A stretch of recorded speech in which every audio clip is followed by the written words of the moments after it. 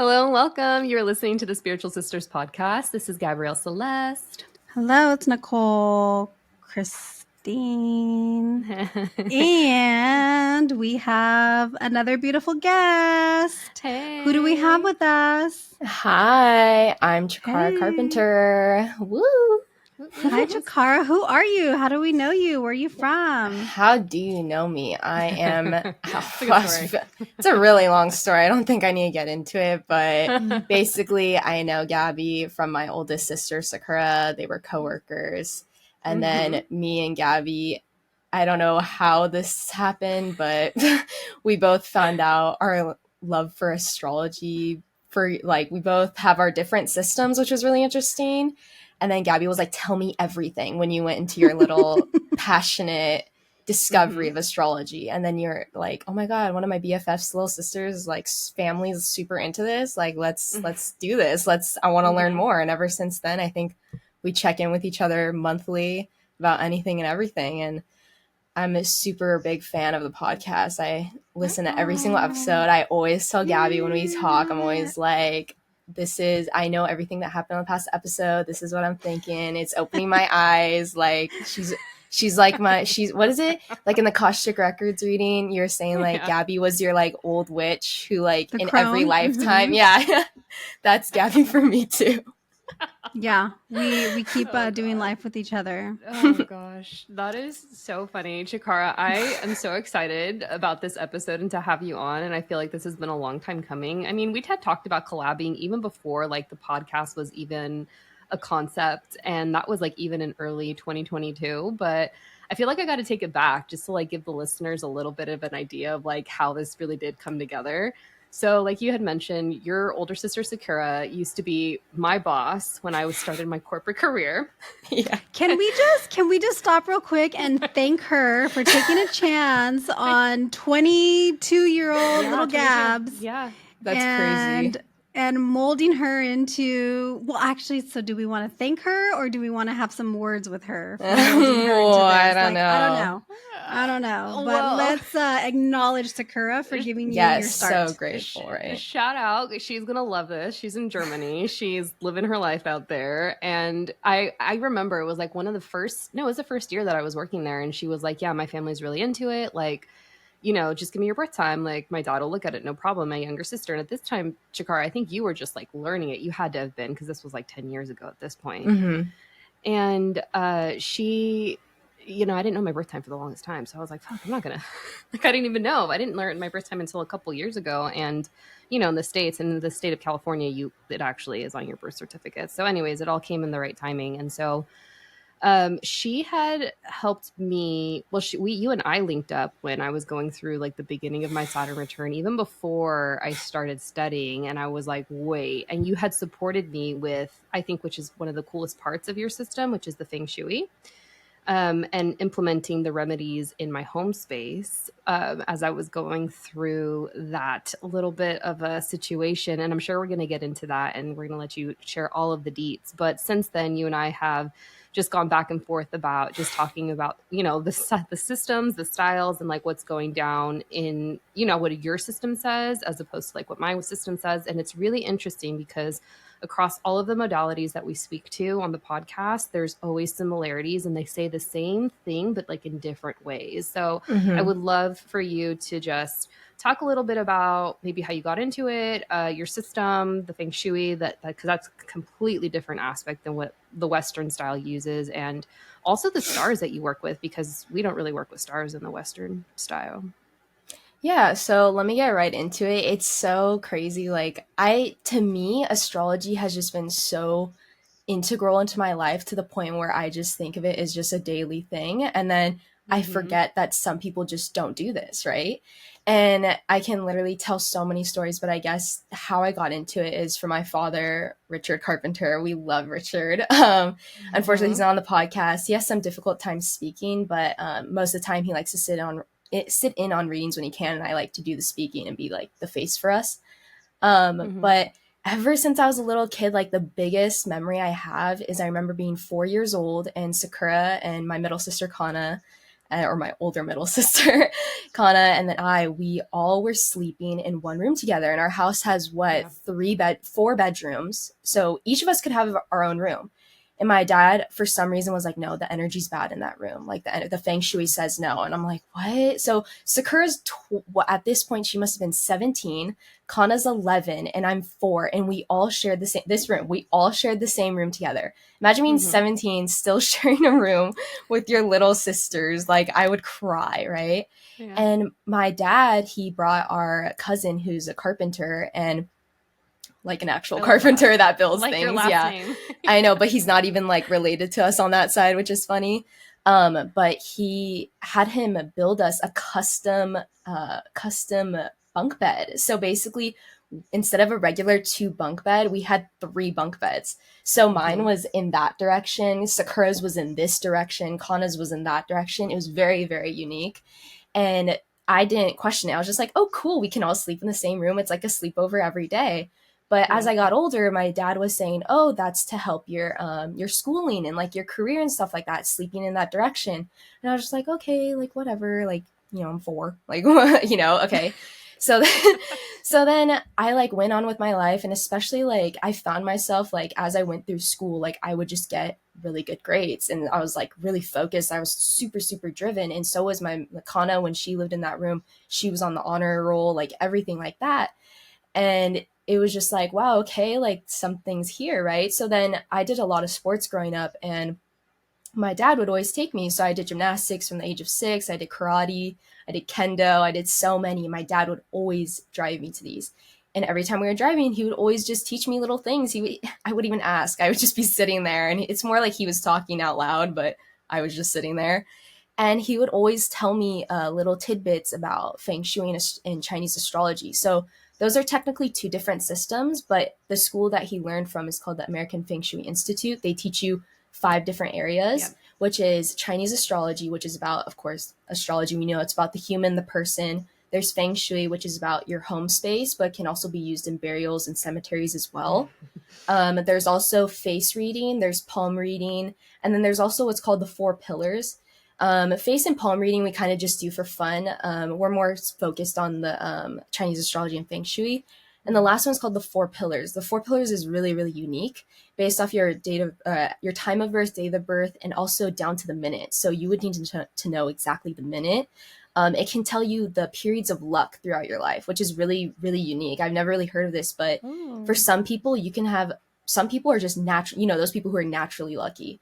They, in their chart it says every 10 years, like lucky, lucky, lucky. But for some people, for like some other people, it's really, luck, no luck, luck, no luck, right? So it's really interesting. And then we like to go back and say like, hey, ages 10 to 20, did something happen? They're like, oh, like I was in a horrible car crash, but I was the only one to survive. It's like stuff like that. And it's like, wow, okay. But we're not too in depth with that, but that's just one of the areas that he learned. And stuff like that. So, no, you're good. But I was just saying is like my dad would just teach me everything about what he would learn. And he just loved talking, loved telling me everything. So then I didn't really take it seriously until I graduated high school. And then one of my dad's old students came and said that his friend really needed help.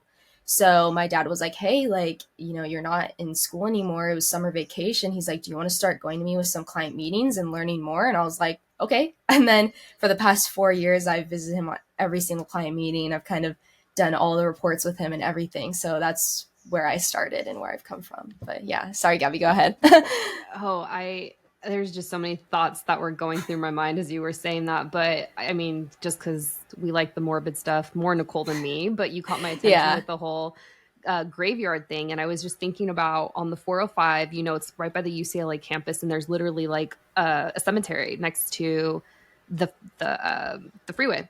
So I have to think that the people that live or are buried there, well, their souls, I guess, who knows where they're at. But anyways, that's important, right? Like where your body is buried.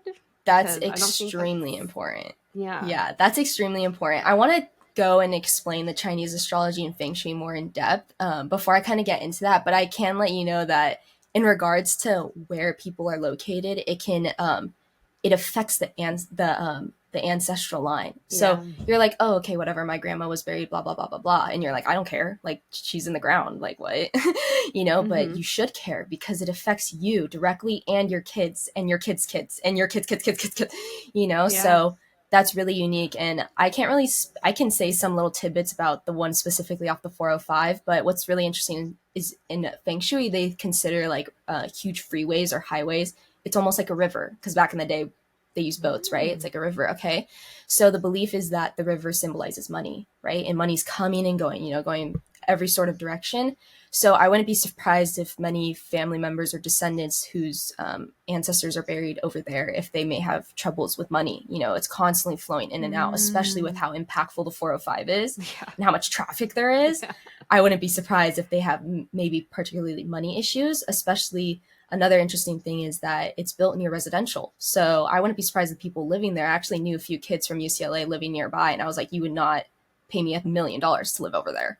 Because that could not only, I know you guys have your spiritual, like spirits, seeing spirits and stuff like that. We also kind of have that in our system. Some kids might not be able to sleep as well, you know? So that's another thing that's related to Feng Shui. So that's really interesting. But yeah, I can definitely go more in depth with that. But I definitely want to keep on topic and probably go and explain the other stuff too. But go ahead, Nicole. Like, I've heard your shows before. I know. I'm like, I need to go on topic. Come on, let's go. No, I'm just kidding. I will let you get on topic. I just had a quick question, and you don't need to give details because it's probably more his story. But I'm just wondering, was this something that was like passed on to your dad as far as the interest? And then now he's passing it on to you. Was he kind of the lone wolf and he just started studying these things on his own at some point? Because I feel like for us, like they were maybe a little bit interested in it, but Gabby's the one that kind of started actually practicing and diving into it more, whereas your dad was the one that is doing it and is now teaching you. Walter Mercado, Nicole, dad. Well, no, I know, but what I'm saying, that's what I'm saying, the interest. But like Richard is like in it, right? He's he's a master and stuff like that. Yeah, so it's actually really funny because I don't know if people on the podcast know, but I'm half Japanese, half American, you know. So my dad is actually white. So it's kind of funny that he studied Chinese astrology of all the systems because he's literally a white man. And all my friends are like, what? He's white? I'm like, yeah, which is so funny. But my mom's Japanese. And what's really interesting in the Japanese background is they're not really that spiritual. They're more focused on just living a good life and being very, you know, some of them do practice Buddhism, but more so Buddhism is practiced at burials during cemeteries and stuff like that. So they're more focused on Shintoism, which is more about the belief that like you should be good to everyone, good karma, but every living thing has a soul and you should be good to everything. Basically, the Japanese are super respectful. So my mom's religious and spiritual background is not super deep. She knows the very basics of some Japanese religion. But what's really interesting is my dad, our family comes from a lineage of being in the church, actually. So he comes, which is really interesting. Apparently our great grandfather, I believe, was a bishop. He blazed a trail across the West and he helped found many churches. He actually founded one in Seattle, Washington I went to. My grandmother was actually buried nearby. So that's really crazy when you think about we were actually really associated with the church. But his father was actually in the military. He was in the Navy. And I said they were very religious. But then when the boys, my dad and his brothers, turned 13, their father said, you guys are men now. You can decide if you want to go to church or not. They weren't the type of parents that are like, you need to go to church. You need to go in the system. So I'm very grateful. I never met my grandfather because he actually passed away really early when my dad was 17. But my dad said that's the one thing he admired is that he never pushed him to study religion. Instead, my grandfather actually fought in World War II and he visited Japan during the war. And he learned about something called fusui. So fusui is feng shui in Japanese. And he actually got some books and these people were telling him about it. And he was like, wow, that's pretty interesting. And he brought it back home when he came back from the war. And then my dad was born. And once my dad, was going through his dad's office and stuff like that, his dad would tell him stories about the war and Japan and stuff. And he was like, oh, I learned this interesting system. It's called fusui. And he was like, here's a book. And he just gave my dad a book on it. My dad read it, cover to cover and was like, oh my gosh, this is amazing. But he probably was given that back when he was maybe in his teen years. So he didn't really study it or focus on it until around 1995. My dad was already married, had Chikara already. and he decided he wanted to study at the American Feng Shui Institute because that was one of the only ones in Los Angeles at the time. I think it was in Monterey Park. So he went there and he was like, okay, let me just take a class there. So he went there, and I think it was night classes once a week, I think, something like that. And he studied under Master Sang. So Master Sang is from China. He's one of the top 2 Feng Shui masters in the world. He helped do the Feng Shui for many, many, you could say celebrities, but also in China, the very affluent Chinese, billionaires, wealthy people he would do the Feng Shui for. And then he decided to come to America and share his studies. So then my dad studied under him, and he just fell in love after the first one of the first classes. And he studied for over 20 years, I think, and then decided to open his own practice. And he was strict. My dad's strictly word of mouth, kind of referral based, but he loves just helping as many people as he can with this information and just sharing what he knows. You said something really interesting right now. We won't talk about it because I know you want to stay on track. Good for you. And it's the academic in me. Yeah. Sorry, we're academic too, and we still cannot fucking figure it out. So, what was I going to say? Oh, I remember I was kind of surprised right now when you said that the Japanese culture was a little bit different. Me too. And just the belief system, because I don't know much about the Japanese culture, but it's okay. I was watching Unsolved Mysteries, and they had that episode about the Japanese tsunami ghosts, and that's actually on our list of topics that I wanted to cover at some point. And I thought I remember from watching it that they had a very kind of strong belief in spirits and things like that. But I'm wondering if it's, again, right, if someone were to say, oh, in America, people have very strong beliefs about this, but that's just a small part of the population versus everybody else, right? Where in different parts of the country, things are not the same. So anyways, that was just something I thought when you mentioned it, because it was my understanding that it was different, but again, maybe it's like regional.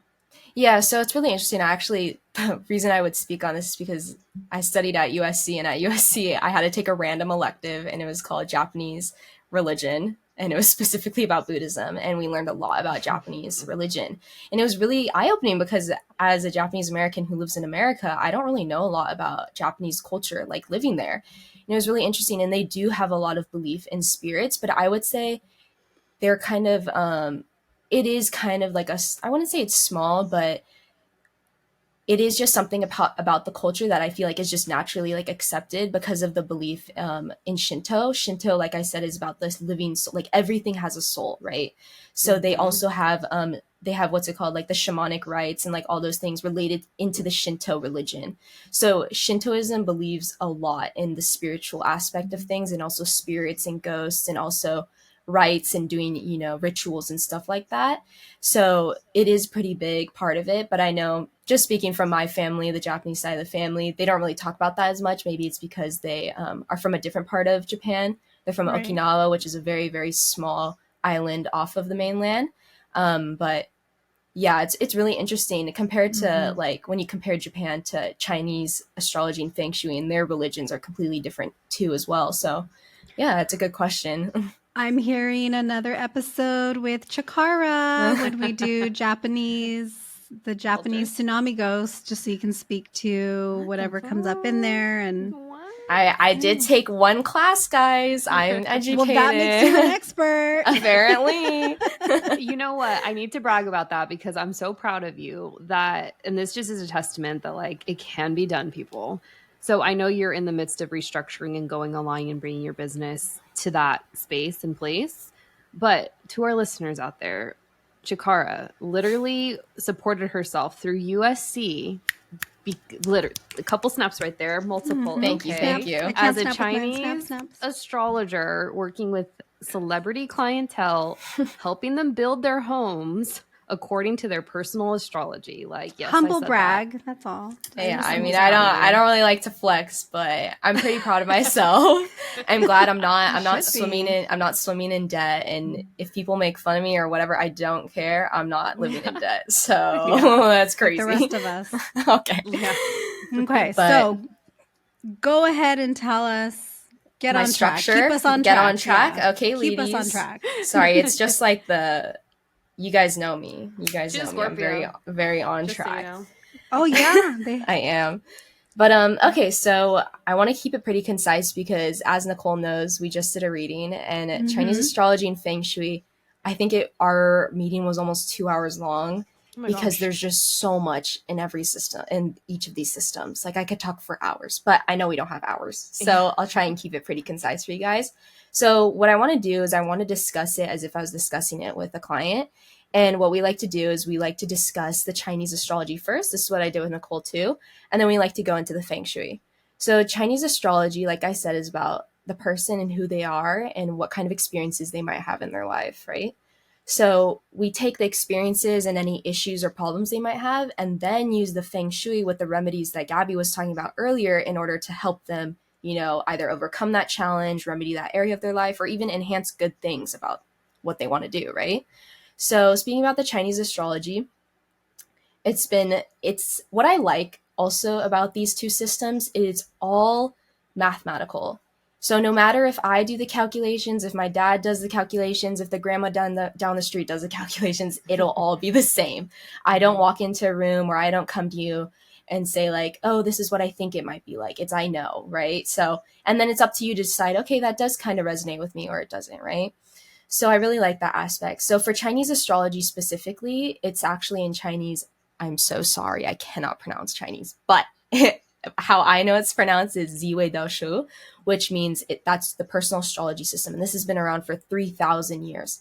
And like we said, it's based off the time of birth, the date of birth, and then also the location of where you were born.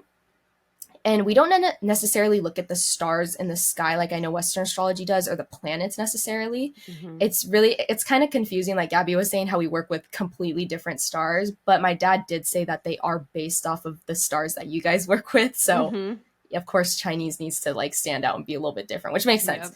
So there's 114 stars, and each of these different stars are placed in your chart, right? So the 114 stars, there's 14 major stars, okay? So they're numbered 1 through 14. They all each have a unique name, and they're the most impactful to whatever area of the chart they're in, right?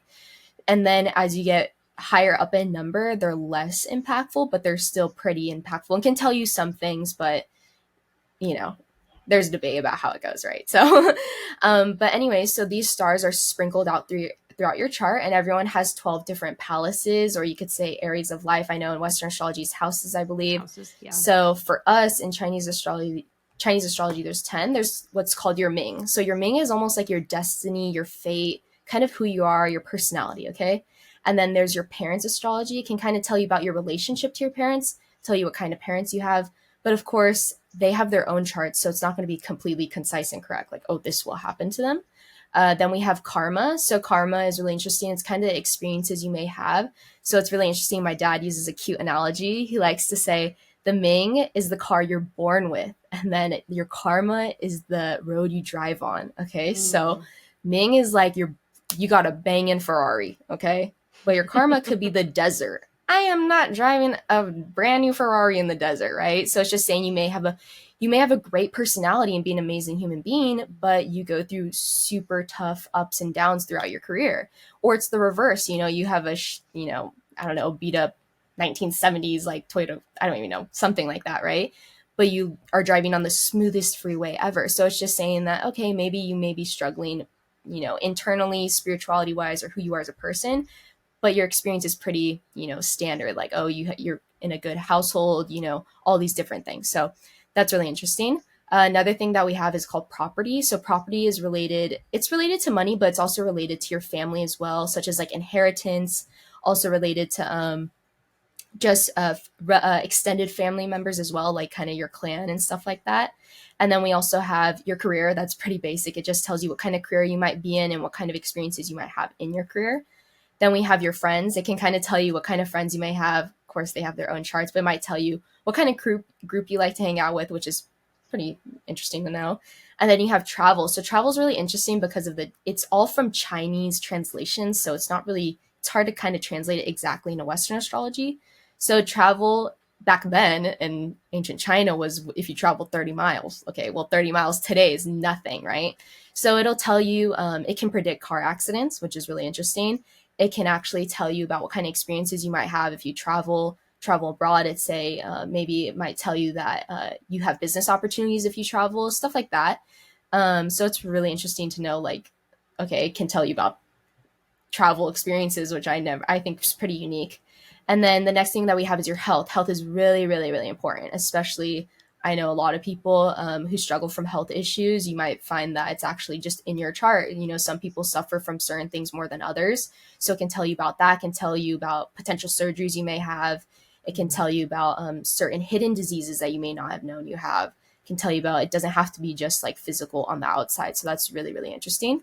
And then another thing is money. Everyone loves money, right? But it can tell you about your money luck. It can tell you if you have really good, strong money luck, like you're able to manage your finances, or it's really hard for you to manage your finances. It comes and goes. Something's always an expense flowing out, but there's that. And then there's also your children's palace, which is really interesting. It can tell you about your relationship to your children and what kind of children you may have, as well as your experiences with them and stuff like that. But of course, they have their own charts. So we like to look at their chart before looking at yours. And then we also have what's called the spouse palace, which is, again, it tells you what kind of spouse you have. But then after you get married, it doesn't really apply anymore because it's kind of just telling you what kind of person you may attract into your life. So that's really interesting. And then the final one is your siblings. Again, this is all, they have their own charts. A lot of this is the reason why when we talk to our clients, we only focus on 4 to 5 major palaces when we talk to them, because those are the most important to them. And we also tell them, again, like, if you really want to know about your parents or your kids or your loved ones, have them come do a reading with us and they can tell you, and you can like to see the similarities between the two. I know, Gabby, I did your chart, and Nicole, I did your chart. I'm not sure if you guys have talked about it already, but there are some similarities and stuff like that. So, of course. Yeah, of course, there's just some similarities like that. So that's just one example. Copycat. We have, because we're talking about the Ming, right? So I was really curious if we have the same Ming, because I'm pretty sure I have peach blossom. Does Nicole have that too? Yeah, you both have pretty good peach blossom, but it was really interesting. I think you guys don't have the same exact stars, but it was just really interesting how you guys have similar like experiences, or I'd say like stars in the same areas, if that makes sense. Like they're not necessarily the same exact like placement, like you're the same person, because that's not possible, right? Mm-hmm. But it was really interesting how Nicole and we were talking. Nicole's like, I think Gabby had this. And I was like, yeah, it all sounded really familiar. Yeah, so of course, I know, right? But going on, there's also more to that. So now that we covered the basis and the palaces, mm-hmm. there's also the timelines. So that's really interesting as well. Mm-hmm. So we have what's called the lifetime. So the lifetime time period is, you guessed it, your whole entire life. So basically this is like, it tells you about experiences you may have throughout your entire life. So like my dad likes to say this, and I like to say this, it's kind of like throwing a rock into a huge lake, Yeah. There's going to be some ripple effect, but it's not going to be huge because, again, it's a potential thing to happen throughout your entire lifetime, 70, 80 years almost. So it's very, can happen, cannot happen, right? So then we like to get deeper. We add layers to this, and we do what's called the next period of time that we look at is the 10-year period. So everybody's 10-year period is different. I believe it starts showing up since you were born, it shows up differently for everybody. So for some people, it shows up in their chart when they start at the age of 3, or it could show up not until the age of 6, which is really interesting. So for some kids, that's why we don't like reading their charts until they're 18, just because of the fact that they're so young. We can't really read their charts. And what's really interesting is the belief is if they don't have their own chart yet, prior to the age of 6, they kind of follow the mother's chart. So whatever the mother's chart is, they might have similar experiences as the mother, which is really, really interesting. So that's another thing. But anyways, everybody's 10 years is really different. For me, I believe it was like ages 3 to 12, and then it changed. It went from ages 13 to 22, and now I'm about to kind of switch. It's about to go to 23 to 32 or 23 to 33. And this is also unique because it's based off the Chinese age system. So I know in Western astrology, or like Western system, I'm 21, but I'm about to turn 22. So that means technically in Chinese astrology right now I'm 22. So you just add 1 year to your age. So technically I'll be 23 in November. So then my 10-year period will change, right? And then it just keeps on going and going and going. I think there's like ages 140, which, it goes all the way up there. Maybe the Chinese sages live to that long. I don't know, but it can go all the way up there, which is crazy. And then going even deeper into this is the 1 year. So the 1 year is annual. So it's based off the Chinese or the Lunar New Year. So this is every year. I believe it's around end of January, beginning of February. And then it changes. Of course, I'm sure you guys have heard of the Chinese New Year. I believe, or this year is the year of the rabbit. So that's going to change, I believe, February 10th, 2024. And then it'll be the year of the dragon. So that's how that changes. Okay. And everybody's stars will change once it hits the new year. So we'll, slight flex, slight plug. But if you guys are interested in any readings around February time, that's when we do the new annual readings. So then going into that even deeper, guys, is once the lifetime, what we like to see is we say everything has the potential to happen. But when these different time periods start to line up, that's when we see it's not a potential, it may actually happen, and it can happen, right? So when the lifetime and the 10-year come up, it's more than likely that whatever is predicted in that 10-year will most likely happen in that 10 years. Same with the lifetime. Whatever is happening in the lifetime may happen in that 10 years, right? And then in the 1 year, let's say all three of them match. Let's say the lifetime, the 10-year, and the 1 year, like, oh my God, it's going to happen exactly in this year. There's some debate, but my dad has told me that it's actually what's called the fake out. It just means that it won't happen. It's just like a cool thing that they all lined up at the same time, but it's probably not going to happen. It's when two of them line up together. So if the 10-year and 1 year line up, don't be surprised if it happens that year. The lifetime and the 1 year line up, don't be surprised if it happens that year as well. So it's very interesting, but we like to see if two of the stars line up or two of the time periods match up with the same stars. Don't be surprised if those things happen. And yeah, that's pretty much covers the bases. I really wanted to go through it because it is a lot to talk about, but if you guys have any questions, let me know. Oh my gosh. Nicole, do you want to go? Do you have questions? I do have a question. Yes, what's up? What are the different years? Well, I guess, first of all, do the different years, so like the year of the ox, year of the rabbit, year of the dragon, are those important in like the readings or the charts, or is it just more of like a FYI, this is the year we're in?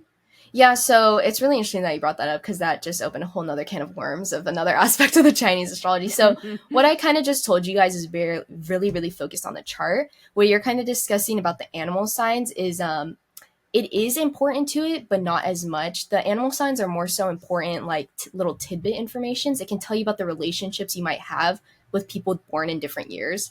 So I know in like Western astrology, it says like, oh, like a Scorpio should be with a Pisces, like that's your perfect match. There's like certain harmonies, right? So in Chinese astrology, there's 12 different animal signs. There's the rat, the ox, the tiger, the rabbit, the dragon, the snake, the horse, the goat or the sheep, the monkey, the rooster, and then the dog and the pig. Mm-hmm. So everybody's born in one of these years, right?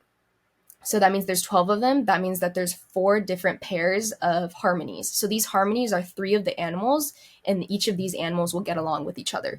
So for example, like if you're born, I know Gabby's born in the year of the monkey. Mm-hmm. So monkeys get along with people born in the year of the dragon, people born in the year of the rat, which is funny because my oldest sister Chikara is a dragon. Yep. So she gets along with Gabby pretty well. Mm-hmm. I'm a snake. So like I get along with people born in the ox and people born in the year of the rooster. And then I believe for the pig, it's also, I believe Nicole is born in the year of the pig. So she's born in the year of the pig, and she gets along with people born in the year of the rabbit, the year of the sheep. So people who are born, like that. And then I believe it's the tiger, dog, and then what's the last one? I'm trying to think. Snake? No. Oh my gosh, I look so bad on camera right now. I'm getting caught. Anyways, you get the point. Okay, so if you guys want to know the harmonies, just check out our Instagram and you can see a little info. So I have a question real quick. Do some of the animals trump the other animals? Like, is a dragon innately stronger than the dog? Okay, so that's a good question. So yeah. Going into that, like with Nicole's question about what these animal signs are and how do they matter. So each of these animal signs have each of their own unique characteristics. So dragons are considered leaders, charismatic, like born leaders, right? And that's also linked to their mythology. Mm-hmm. They're literally mythical beings. Okay, so you could technically say that, oh, they're physically stronger, right? But it's all just equal. There is no king of the, king of the animals, stuff like that. It's not like that. It's just it's pretty spread out, which I like, you know, but it does say like, okay, if you compare a dragon's characteristics to like a rat who's kind of maybe introverted and shrewd and like not really open, yeah, you could say there's like differences, right? But what's really interesting is that everybody's born in their year, right? So I was born in 2001. I'll just use me as an example. And I was born in the year of the snake. So I might have some characteristics of being, I might have some because how young I am. I graduated from high school in 2001. I'm sorry for being so young. When you were born, I was already in college. Because I know the day you were born. You know, yeah, I get it. Oh my gosh, you weren't even alive for 9/11. No, I was. I was in the womb. Okay, don't tell me. I don't like people to know that. Okay, makes me look bad. No, anyway, I think it makes you look extra good because you're so so wise. You think I sound older? I get that a lot, so that makes sense. It's a compliment, honey. Thank you. Ride that. Thank you. So stewing my anger a little bit more. But okay, so I was born in 2001, so I was a snake. So it says that snakes are pretty secretive. They're very very, you know, I think you can tell by my personality, very secretive. They might be very goal oriented. They like dressing up, stuff like that. But then it gets even deeper to the number of the year you were born. Mm-hmm. So these different numbers can also affect the personalities of the different animal signs. So for me, I was born in 2001. So these numbers are associated with elements. Everything is related in Chinese astrology and Feng Shui. So the number 1, I'll just go through it. So it starts with the number 4. Number 4 is related to wood, and 5 is related to wood. Wood feeds into fire. So the years 6 and 7 are both related to fire. Fire feeds into earth, and earth are years ending in 8 and 9. And then the earth feeds into metal, which is years ending in 0 and 1, which I'm 1. So that's metal. And then the last 2 are 2 and 3, which are related to water. Metal melts into water is the belief, right? So for me, I'm considered what's called a metal snake. So metal snakes are told to be leaders. They're very we're very, I don't know how to explain it, charismatic leaders and very just like goal oriented, all of that stuff, right? So I believe, Gabby, your year, I won't say, ends in 2. You can just imagine, right? Okay, and Nicole ends in 3. Yeah, water monkey, okay? And Nicole, I believe, is a water pig. So that affects, that's funny, but that affects the relationships between you as well. So like, if you think about it as like a math equation, which is so funny, you can think about it as like a fraction. Okay, so on the fraction on top is your year, right? So I'm 2001. So metal is on top, 1 metal, okay? And the bottom is snake. So the animal signs also have elements associated with them too. So I'll just say that the snake's related to fire. Okay, that's all you know. So metal on top and fire on bottom, right? So I'll get along with people who feed me. So people who are born in the year of earth, or who are people born ending number earth, so 8 or 9, and then their animal sign is wood, so it could be a rabbit or a tiger. So for me, people born in the year 1998 and 1999 are really helpful for me. So that's something to think about. So it's so funny because like I'll be walking down the street and people tell me the year they were born and I'm instantly doing calculations. I'm like, oh, I'm not going to get along with you. I'm going to get along with you. I want you on my team. And that's what they did in China. They used that in the corporate setting to pair managers with their coworkers and the workers and stuff like that, which is really interesting. And then, I could just go on and on, but I'll just say the simple answer is yes, Nicole. They all have unique characteristics and it is pretty impactful. There are some animal signs that don't get along with each other. Technically, Nicole and I don't get along according to Chinese astrology. But then we got to end this now. I know, right? Tune I in can't. next week, We guys. get rid of her. Bye, right Chikara. Now. But it's just interesting is that people who are born 6 years apart from you may not get along with. But as that gets farther apart, like we know Nicole's a bit older than me. We can just say that. But because of that space and the age, we could get along. It's not big of a difference. But someone who's 6 years younger than you, a little sibling who's 6 years younger than you, and you just cannot stand them, there's a reason. And according to Chinese astrology. And there's just so many things, but you can tell that there's harmonies, people you get along with, people you don't get along with. And that's related to the year you were born in as well. So yeah, that's my little tidbit. Even siblings that are born, 9 years apart from you. Yeah. Hint, hint, hint. Chikara could literally be my daughter. Oh, Sakura. Everybody thought Sakura was my mother for my entire life. Even today, we were in Thailand. We were in Thailand in 2019, and she was shopping in the streets, and I went up to her, and the boy's like, "Oh, you want this? You want this dress?" And she was like, "Oh no, I don't really like it." And he's like, "What about for your daughter?" I'm like, I am 19. She's literally like, not even 30. Excuse me. I was like, she's not even 30. I was like, and then it was so crazy. I guess when I was a baby, like like she was holding me, and Kana's 4 years younger than her. So Sakura must have been probably 13 or 14. Kana was like 9, and she walked into the pet store in our like local neighborhood, and they were like, "Oh my gosh, your daughters are so beautiful." And Sakura was like, "What?" To be fair, Sakura does look older for her age, but I was just like, wow, Sakura, you'll be my mother forever. She's gonna listen to this. I know, it's okay. No, I have to say this because I mentioned this. I have to tell this story. Is that when we were younger? Sorry, this is so off topic. It's okay. But when we were younger, it's very easy.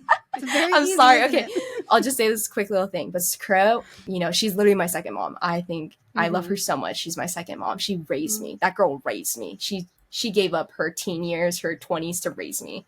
Yeah, I love her so much. But she would always take me to Disneyland. And she loved taking me to Disneyland. At the time, her ex-boyfriend, who shall not be named, we would all go to Disneyland together. And I was probably like 4 or 5. And they would hold my hands as we walked around so I wouldn't get lost.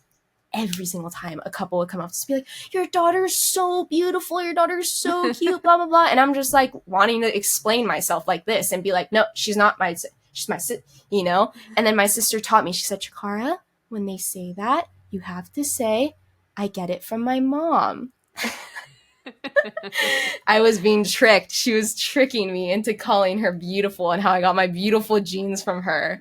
That's hilarious. But that's smart. That's that. Okay, sorry. Yeah, go ahead. So you were just literally when we got on to record, I was like, oh my gosh, Sakura, like she popped into my head because, so backstory, like she moved to Germany and I took over her job in her office, right? And I never understood. I'm like, why the fuck is there this extra desk here behind me? And then I realized, I was like, oh shit, she put a remedy in place because the building was new, because it worked for her personal astrology. And I literally, you guys, I started working there in 2013. It is now 2023. I just realized why that was there. Why that is the case. I was like, oh, that makes a lot of sense. Sakura, please confirm. Yeah. Listen. Yes, she can tell you. I'm sure there's so many different things that we can do. But I mean, just speaking on the Chinese astrology aspect, like there's just so many different things. I mean, Nicole and Gabby can both speak about their experiences. But for me personally, I'll just say Chinese astrology can predict so many things in your life. It can tell you about your career, just all of that. It can predict so many things. And it predicted for me about just like so many things in my life about what I was going to do for my career. Like it said, I'd most likely own my own business. And like, here I am potentially setting up to take over the family business, which is really cute. And then what's interesting, it can tell you about your love life. It once told me about like a huge breakup I had. And then I was like, whoa, how did it know that? It's crazy. And I looked at it after the fact. So I didn't know it was coming. And I looked at it after the fact. I was like, what? And then it can also tell you about like, just certain things. It told me about how like regarding my siblings, it says, oh, there's a big age gap between the siblings. I was like, what? Sakura's 13 years older than me and Kana's 9 years older than me, right? It tells me about my health problems, tells me about how like, oh, you may have mouth issues. I'm like, okay, what? And I constantly get like blisters on my lips, stuff like that. I'm like, wow, what? It's like stuff like that. So it's really, really interesting. But yeah. So Gabby was talking about the remedies, and I was actually, I've found that sometimes there's certain readings that I'm not initially really like drawn to, and then when I get them, I'm like, oh, this was so cool. So for me, I was so like gung-ho about the Chinese astrology and the Feng Shui. Feng Shui, yeah, Feng Shui. I was like, oh, that'll be cool. And I was like mind blown by that one. Like that one, I think for me was like, whoa. Yeah. And so I kind of want you to talk about that because Gabby was mentioning the remedies. And yeah, I want to talk about that. Okay, great. That's a perfect segue. Don't worry. Yeah. I was like, okay, let's move on. I was like, no, I'm just kidding. Keeping us on track. Keeping us on track. We need to have her every time as like a producer to like move us along. Oh my God, wait, that'd be so fun. Okay. We don't pay, but you're hired. I mean, cool. I mean, that's awesome. I love that. But yeah, I would love to go into the Feng Shui. That's honestly what I'm most excited about. Chinese astrology is cool, but I think Feng Shui is even cooler. Yeah, sorry, for sure. Sorry, it is, because most people don't know about that. They know about Western astrology and all about astrology, but Feng Shui is very, very unique. Very, very unique. So I could go into depth about this, but anyways, so the belief about Feng Shui is that Feng Shui, the belief is that there's man in the middle, there's heaven above, heaven, universe, whatever you want to call it. There's heaven above, and then there's the earth below. So the belief is that heaven above and the earth below have magnetism, right? So just like when a person is born, like in the Chinese astrology, when that person's born, they take breath into life on earth. The energy that they have is locked into them. That's where we get the chart from, right? Same with the house. The house is just like another person. It's kind of funny. It's like another human being that you can read their chart, basically. So the belief is that based off the location it's in, so kind of the based off the compass direction. So this is called the compass school, and then also it's called like Shuang Kuang Flying Star School. It's like combined, but I just call it Feng Shui. That's just if you're interested, that's what my dad studied in Feng Shui. So it's really interesting, is based off of the magnetic compass, so literally like a compass, in the direction that the house is sitting in. So for most people, that's where the front door is. You do the compass direction, you're able to figure out. They have actually, I should have brought it in here. They actually have a Feng Shui compass. It's old. I do it all online now, but it's old school. It's the actual Feng Shui compass, and it tells you the sitting direction of the house. And based off that sitting direction and the year that the house was built, so 1964, 1970, any year, right? Based off of the year it was built and all of that, it can tell you the energy of the house. Okay, so all of these houses, there's billions of houses, right? All these houses have a unique energy, and there's actually, we calculated it. I got down and did the calculations, and there's actually, we believe, over 1,800 different houses and different energies and different types. Yeah. Wow. Yeah. So it's really, really unique, and each one can affect a person differently, which is crazy. So these houses all have different energies and different things. So the four main types, we're not going to go into all 1,800 of them, of course. So the four main types are what's called Wang Shang Wang Shui. So Wang Shang Wang Shui is the best. That is good for people, good for money. People who live in these kind of homes do really, really well. Okay? And they know and then and they don't want to leave. They don't want to leave. Just FYI for the people out there, the people by the beach, on the beach houses, like people stay there for millions of years, millions of dollar homes. That's one of those homes.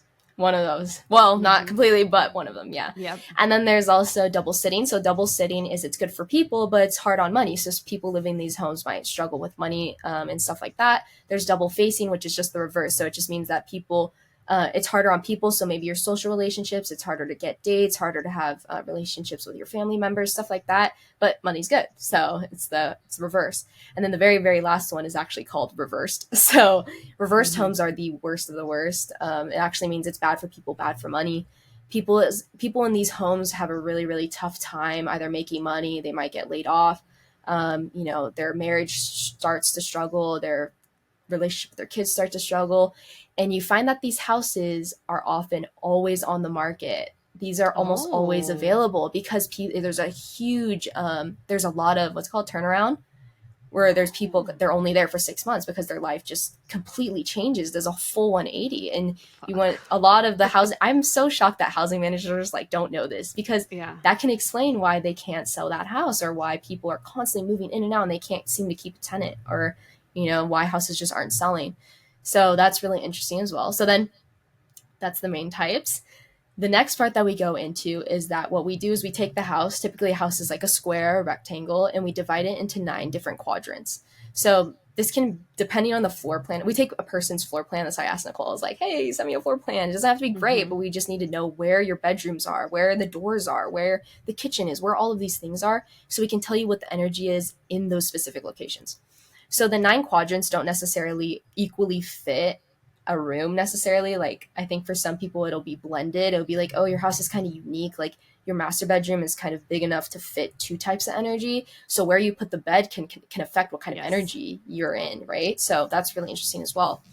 So then the house itself has a certain nature.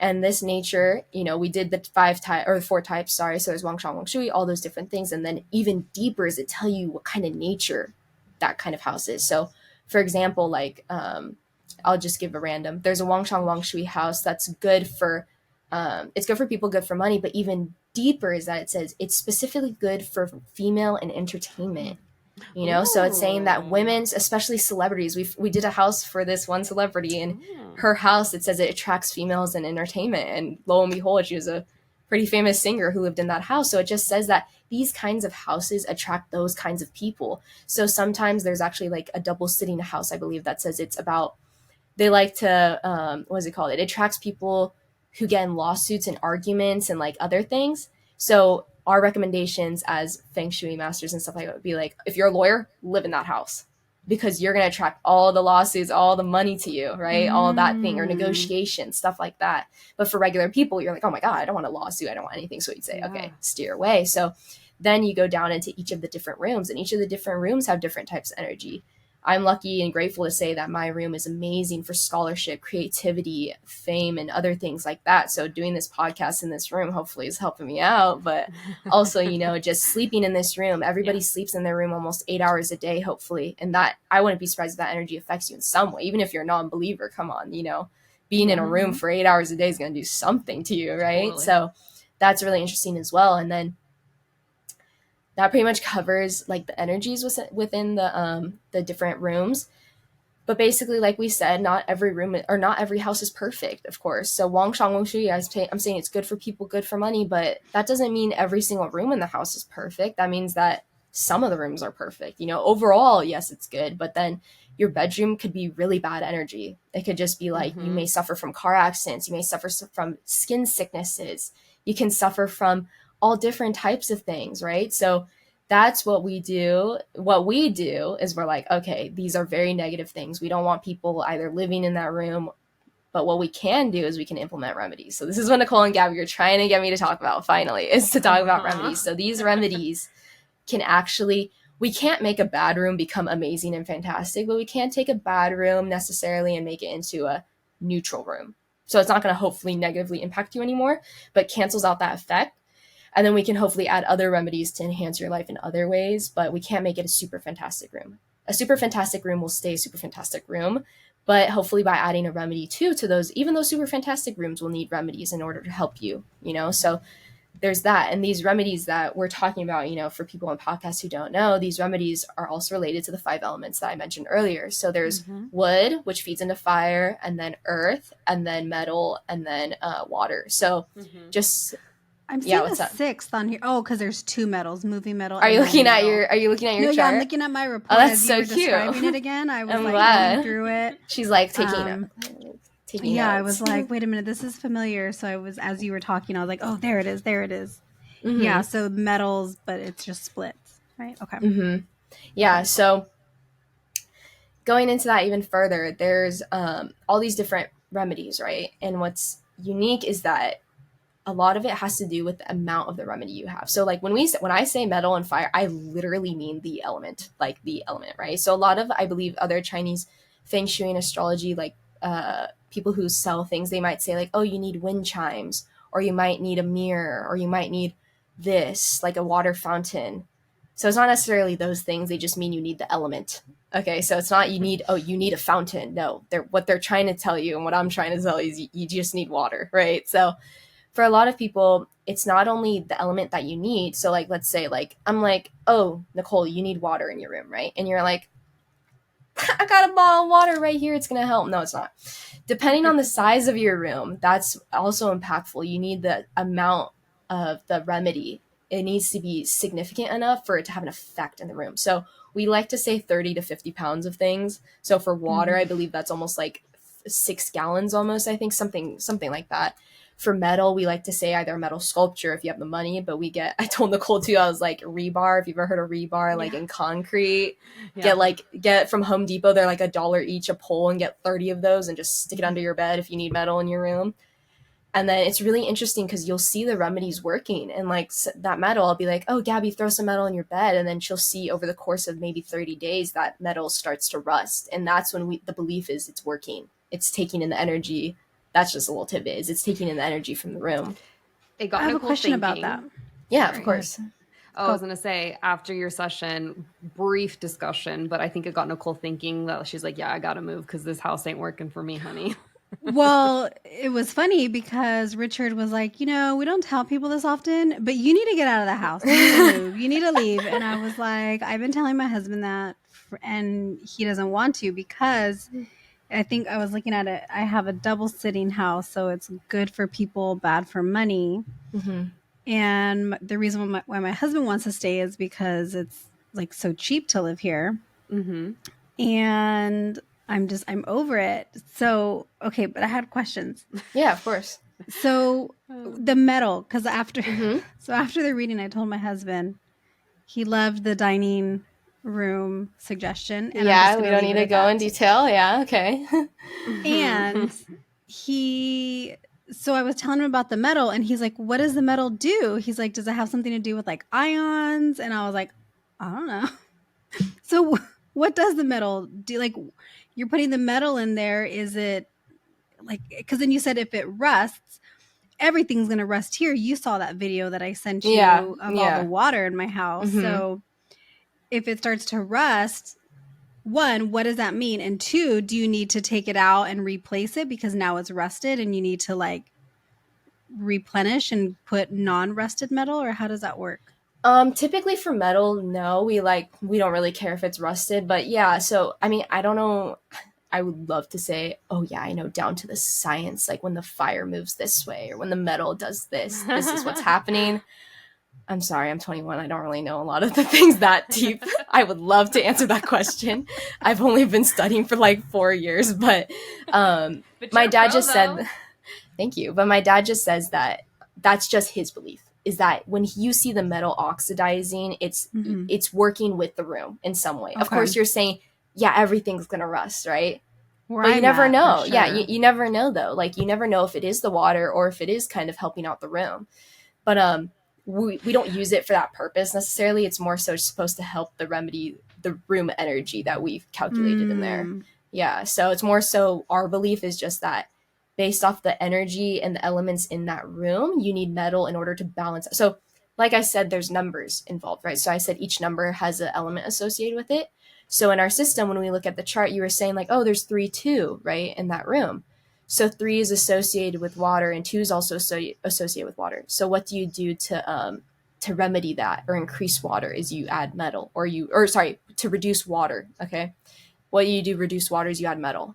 So you want to add the elements that make the room in harmony with each other. So let's say there's like there's like a 7 and there's a 1, right? Or something like that. So it's fire and metal. What do? You add wood. You add earth because fire feeds earth and the earth feeds the metal. So you want to put the remedy in that makes everything in harmony with each other. Does that make sense? Yeah. Yeah. So that's why we say those certain remedies. We just, in the readings we give you guys, we don't really say that because it's kind of like, it's our calculations. That's just really, really in depth for our calculations. But that, if you're really interested, that is how we get the elements that we provide you guys for the remedies. I had another question and I forgot it. It's okay. I can talk about my reading because I've been meaning to. So as you remember, Nicole. Yeah, go ahead, Gabby. I want everyone to know what the experience is like because it's incredible, and it helped me out so much when I was going through my really shitty, initially at the beginning, mostly shitty Saturn return, and I found myself involved in a fucking crazy internal legal investigation, and I don't know if that was coming up on my year of opposition. It was an important year in my was it okay? Yeah, so it was like right. It was leading. I think I did the year ahead reading. So I did the reading for you back in like December when you were like 29, and then it was telling you like, "Hey, this upcoming year is like something's going down. Something's going down." And you know what? Our family reader, and I've talked about this on another episode before. He was like, "Something's going to happen at your job," and he didn't. It was just one of those faces that he gave where like. I probably wasn't supposed to know, but like you could tell by the intensity that it was something that you wouldn't take lightly. It was very serious. And I was like, I was already in this world, right? Like I was like, this shit's real. I'm about it. Like I know. And I had a reading with you and you were like, you need to put this remedy in. It's going to take 90 days for it to really go into effect, but it's been in effect since then. And it has truly helped me out because I have some stars that are like not the easiest to work with, but then I have some other stars that are really great to combat it. And I literally saw that play out that year with my previous boss, he had fucked me over. So it was crazy to see that all kind of happen, even in like the month to months, because you guys can, even if you really want to get specific, you can look month to month in your system. Yeah. And it really did happen according to the astrology, and it just blows my mind. But I mean, this year and in general, like I sleep in the direction of my money. I have my house protected. Like that place is like, it's locked down according to how it needs to be for me. So all thanks to you, Chikara. I'm glad. And yeah, like I'm just so glad. My joy in this, and the reason why I have still kept doing it, like a lot of people wonder like, oh, why didn't my sisters kind of do this? I mean, they were already in like their corporate jobs at this time. It's really difficult. And like I've been living at home. Oh, I'm literally 21.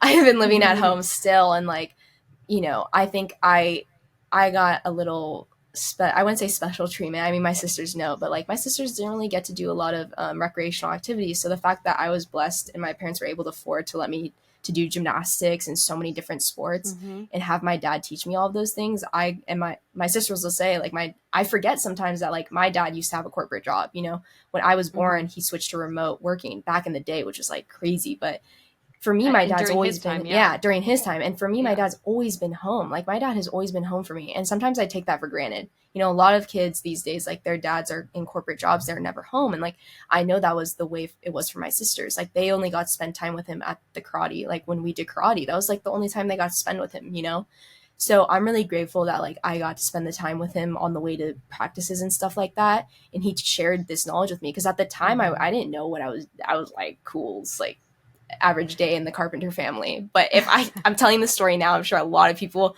listening to this are going to be like, that's not quite normal, but for me it was, right? And like I was going to say, it's just like a lot of these things is just like, it's crazy how these remedies just impact you. And my dad would do a lot of these remedies on us without us even knowing, and how it impacts us. And it's so funny. Like I'll just share some quick stories about me personally before you get into it. But like I said, my bed, the direction of my bed is this room is not only great for scholarship, but also the direction my bed is in is great for my personal stars. So everybody's born in different years. Everybody has a different set of stars, different directions that they should sleep in or put remedies in. So for me, that happens to be this direction.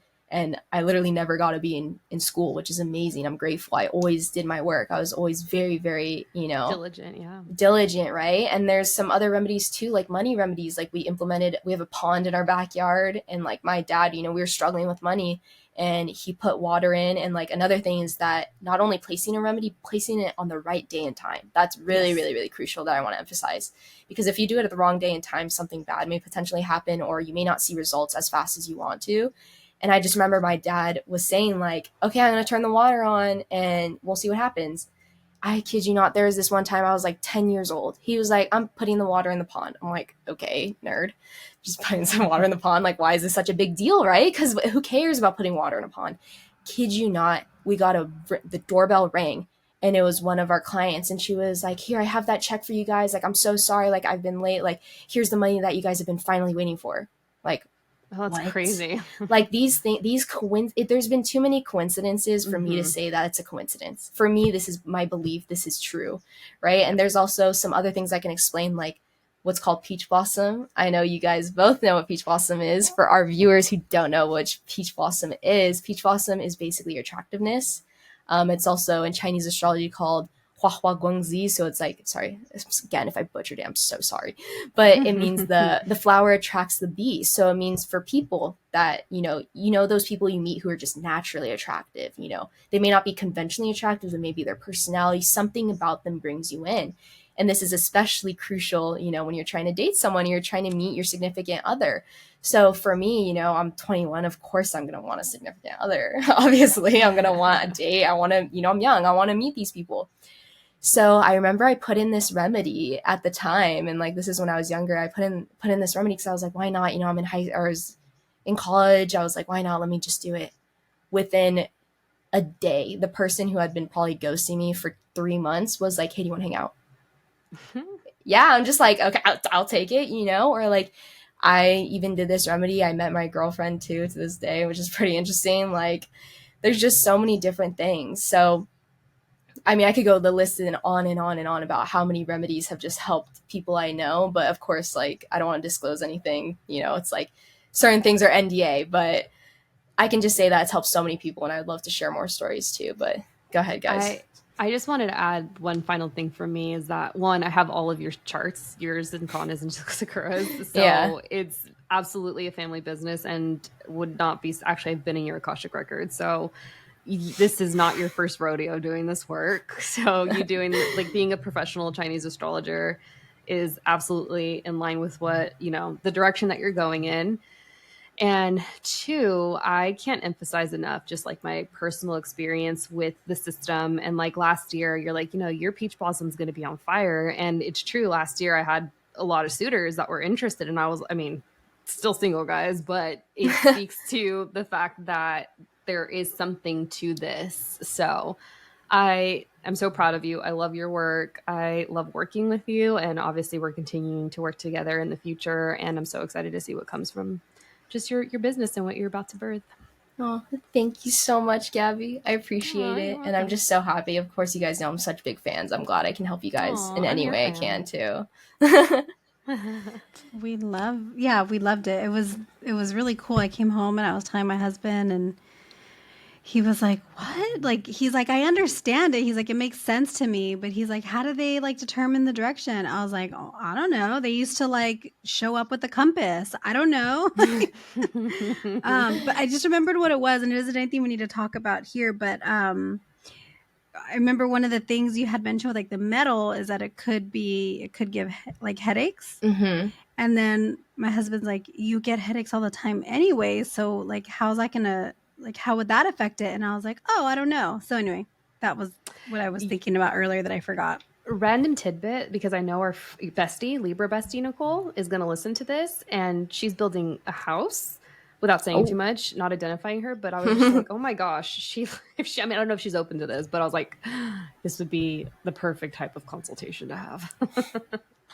Yeah, I mean, we do this, we love it. But I mean, I can answer your question really quick, Nicole, but basically is, if you get headaches already, it won't, hopefully you will not increase them. But I think I told you yesterday too, but if you have any problems at all, you can just slowly reduce the remedies. We don't want anything to hurt you. All we want to do is just benefit you. As my dad says, you know, like, we'll say do these remedies and all these things, but I believe his little saying, I love to say his little sayings. I love them so much. But basically, all he says is like, you buy this remedy, you pay the money for it, and let's say nothing happens. Okay, nothing happened. But let's say you bought the remedy and you don't know if it's going to work, and it ends up working. You've literally gained everything, you know? So I'm sorry, Nicole, if it does cause you headaches, but I hope it doesn't. I hope it helps you in other areas of life too, to the point where you're like, it's okay, I have a headache, you know, I'm making some money, or I'm, you know, my life's getting better, you know? So I hope the benefits outweigh the cost. Yeah. Yeah. I mean, I was just wondering, because I think for me too, I was like, well, how would I know? I get them so frequent anyway, right? Like today, it's like I get them so frequently anyway. Would I even recognize that I was getting more, or that it was due to it? Like, I just wasn't sure, because it's such a constant thing for me. Mm-hmm. But okay. Well, where can people find you? Okay, so my astrology Instagram, or my dad and I, but I'm basically the one running it because I'm Gen Z apparently. So, but you can find us at Hapi Feng Shui, and then we also have a link tree. We also are starting a YouTube channel and a TikTok channel. Stay tuned for those things. We haven't uploaded anything quite yet, but we're gonna get started and hopefully post some more content for you guys. But yeah, we also have a website, hapifengshui.com, so you can check that out. I believe you can, if you're interested, book a consultation there, but feel free to reach out to the DMs, anything, any which way you want to do it, and then we can get working. But yeah. Oh, I love this. Thank you for coming on, and I know it's not going to be the last time. No, she's coming back for Japanese tsunami ghost. I don't know how expert I am at that, but I feel like at that point, I just want to come on for fun. Yeah, like the one with the abduction. Yeah, the abduction reading. I'll just be like, oh, you know, like with Elizabeth. I'll say, yeah, I like that. I want you guys to teach me something too. So. Oh, got you there, honey. Oh my God. I have my daily booty call, so this is perfect timing. Okay. I'm being summoned. All right. So thank you so much, Chikara. And we'll put everything in the show notes so that way people can find you if they're interested. I would really be interested in somebody having a reading with Gabby and then also like her birth chart and then the Chinese astrology and having them really close together so that they can compare them. You know who I wanted to link you up with? Chelsea. She's really interested in this. Cool. We dropped the names of people that like have been on the pod because otherwise, we don't mention them. But yeah, she was like, yeah, like keep me in mind, and she's super interested in this because she's renovating her space. So that would be interesting to link you guys up for sure. Yeah, I'm excited and like I'm so grateful you guys are welcoming me into your guys' astrology space. Like I mentioned before, I didn't really know many other people who are really into this, so it's really exciting. And thank you for helping me on this journey. Anytime, Thanks girl. For coming. Open invitation. Yeah. Okay. That's all we got. I gotta go. My booty call's very demanding. Wait, can I do the bye with you guys? I love the ending part. I'm sorry, that's so nerdy. I just love when you guys go like, bye. We should have everybody do it with us. That should be like a requirement. Like you have to use Google Chrome and you have to do the bye with us. Are we ready, ladies? We're ready. Yes, okay. I'm ready. We'll see you next time, guys. Bye.